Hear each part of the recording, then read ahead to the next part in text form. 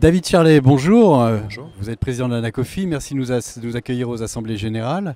Alors ma première question, en fait, elle est très actuelle. Apollonia, Maratana et dernièrement, dans un tout autre genre, Vendôme, capitale, des affaires importantes éclatent ici ou là et on perçoit un peu les risques réputationnels finalement que peuvent courir certaines professions. Concrètement, comment un président d'association comme l'Anacofi réagit? Que dites-vous à vos adhérents?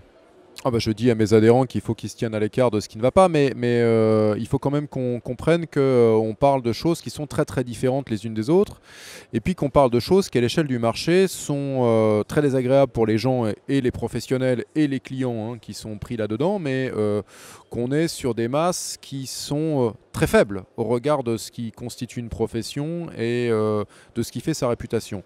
Par ailleurs, il faut quand même bien noter une chose, c'est que dans l'un des cas, on est dans quelque chose qui a été distribué par des gens qui se disaient des CGP à une époque ancienne, on est sur un incident ancien, de CGP qui sont assez peu reconnus comme étant des CGP aujourd'hui par les organisations professionnelles que nous sommes et par le marché plus globalement. Dans un deuxième cas, on est sur une offre dont le problème n'est pas un problème réglementaire, mais est un problème d'entreprise.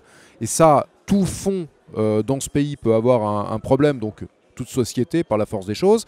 Et le troisième que vous m'avez cité, c'est un retrait d'agrément d'un produit qui avait été agréé par l'AMF. Ce qui signifie que nos entreprises, pour le coup, sont absolument pas concernées au premier chef. Elles sont concernées parce qu'elles ont pu amener leurs clients vers des fonds de cette entreprise, mais on ne peut pas leur reprocher d'avoir proposé un produit agréé à l'époque où il était agréé, quand le gendarme de la bourse découvre après coup que finalement il faut lui retirer son agrément. C'est pas du tout la même chose. Donc on n'est pas dans des escroqueries, au moins dans un cas et demi de ceux que vous m'avez cités. Et le fait que des gens investissent, il y a 10 000 produits dans ce pays, il y en a au moins une dizaine qui ont des problèmes tous les ans. Et quand on parle de masse qui en gros correspondent à une erreur de facturation annuelle d'une seule et unique banque, en me disant vous n'avez pas une crainte de réputation, je dis une crainte de réputation, dans ce cas-là, toute banque devrait avoir une réputation absolument dégueulasse. Ce qui est très clair, c'est qu'aujourd'hui, nous, on voit une chute des incidents constatés. On est à 0 incidence chez l'un des médiateurs pour une population qui est la nôtre entière, quand une autre catégorie de professionnels y amène 40 000 incidents par an. Bon, voilà, 0 contre 40 000, je pense qu'aujourd'hui, le risque de... Voilà. Par contre, comment on le traite? Nous, on a tout un moyen de traitement, de réponse à nos adhérents, et puis on va au contact. C'est-à-dire qu'on ne fuit pas l'incident. S'il y en a un, on va discuter, y compris avec les associations de consommateurs, pour voir comment on fait pour que ça n'arrive plus, pour réparer les dégâts, et puis pour que ça n'arrive plus. D'accord. Dans un tout autre genre, parmi les grands chantiers qui vous occupent, il y a naturellement la réglementation, dont on peut dire que l'année 2018 lui est dédiée. Au contact des conseillers, comment analysez-vous notamment les premiers pas de MiFID 2 et comment voyez-vous l'avenir à brève échéance? Le sujet, c'est qu'on a décalé.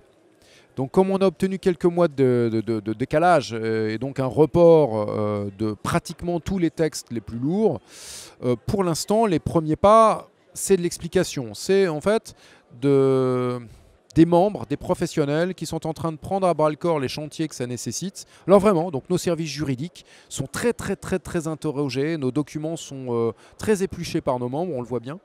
Donc pour l'instant c'est un peu compliqué de porter une vraie analyse. Par contre, comment je vois ça à court terme, c'est assez simple. C'est à la fin de 2018, il faudra que tout le monde ait déjà bien avancé son chantier, si ce n'est mis en place une première manière de fonctionner avec ces nouvelles règles. Ceux qui ne l'auront pas fait auront vraiment un coup de retard et ils risquent de le payer sur 2019. Ceux qui l'auront fait auront, de mon point de vue, un véritable avantage concurrentiel, pas seulement entre confrères, mais vis-à-vis du reste du marché dans lequel ils interviennent.